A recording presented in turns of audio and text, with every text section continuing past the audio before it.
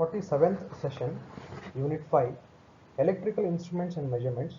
In this session, we'll determine the expression for horizontal component of Earth's magnetic field, vertical component of Earth's magnetic field, and angle of depth. The learning objectives of this session will be: first learning objective is to determine horizontal component of Earth's magnetic field, that is BH, and vertical component of Earth's magnetic field, that is BV. Second objective is to determine the angle of depth, that is psi. To determine the horizontal component of Earth's magnetic field, we have the circuit diagram, and in the circuit diagram you can see the ballistic galvanometer is connected on top, and across the ballistic galvanometer we have connected a tapping key which is used for charging and discharging. One end of the ballistic galvanometer is connected to the earth conductor, and other end of that earth conductor is connected to the secondary coil, then to primary coil, then that primary coil is connected to one of the commutator keys. From the commutator key, it is connected to negative end of the ammeter, and the positive end of the ammeter is connected to positive of the battery, and the negative end of the battery is connected to the lower end of the rheostat, and the upper end is connected back to the commutator key, and from commutator key it is given to the primary coil and then to secondary coil, and then that secondary coil is connected to ballistic galvanometer. Now the procedure to find out the horizontal component of Earth's magnetic field.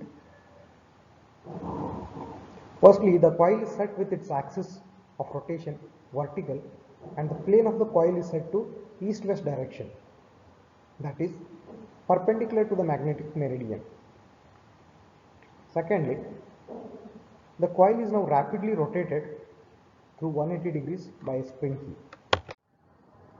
After setting the coil to east-west direction and then rotating it through 180 degrees, the induced charge due to change in flux through the ballistic galvanometer, which gives a deflection theta h. Then from equation 1 of 46th session, we have 2n into h into a upon r.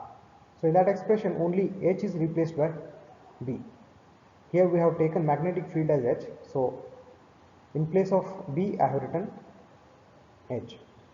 Therefore 2nHA upon r is equal to k times theta h into bracket 1 plus lambda upon 2. So let this equation be 2, where capital R is the total resistance and n is the number of turns of the coil, and capital H is horizontal component of Earth's magnetic field. The flux linked to the secondary coil will change by amount given by, that is mu naught into Np, where Np is the total number of turns of primary coil, Ns total number of turns of secondary coil, As the area of the secondary coil, into I minus into bracket minus mu naught Np Ns As into I bracket complete is equal to 2 times mu naught Np into Ns into As into I. The charge due to the change in flux is given as Q is equal to 2 times mu naught into Np into Ns into As into I upon R. If theta is the ballistic throw, when this charge passes through ballistic galvanometer, then it is given by 2 mu naught into Np into Ns into As into I upon R is equal to k theta into bracket 1 plus lambda by 2. So let this equation be 3. Now dividing equation 2 by equation 3, we have n into a into h upon mu naught into Np into Ns into As into I is equal to theta h upon theta. Hence the expression for h can be obtained by transferring all the terms of left hand side except the h onto the right hand side.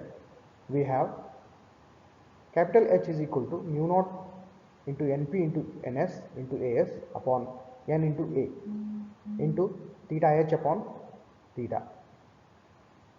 So this is the expression for the horizontal component of Earth's magnetic field.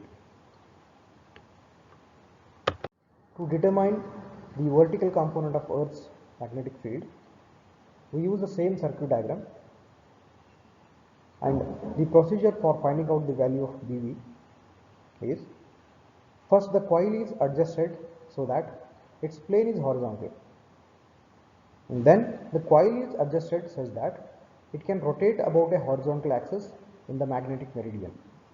Next, the coil is rapidly rotated through 180 degrees and the deflection theta in the ballistic galvanometer is observed and noted down.